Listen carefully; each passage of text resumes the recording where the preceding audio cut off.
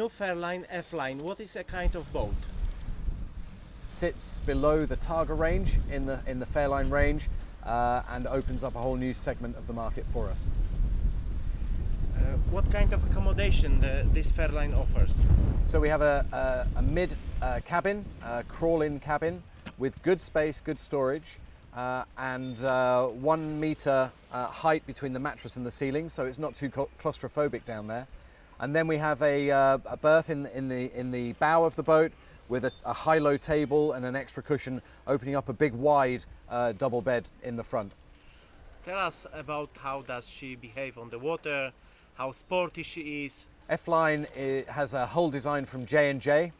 They have done an exceptionally good job on this hull, one of the softest riding hulls I think I've ever been in.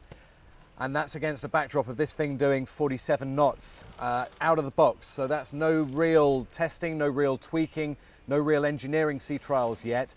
Straight from the factory into the water and 47 knot performance from the Volvo 430 V8s. Very impressive performance, very soft riding hull.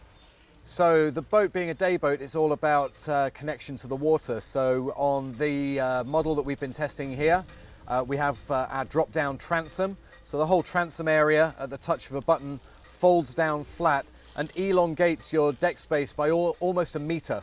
So adding to the available space that's on the boat.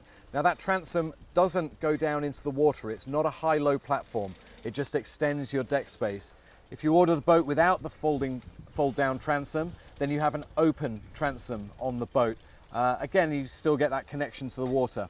In terms of moving around the boat, you've got side decks, no pulpit rail on this model, but you've got side decks up to the forward sunbathing area.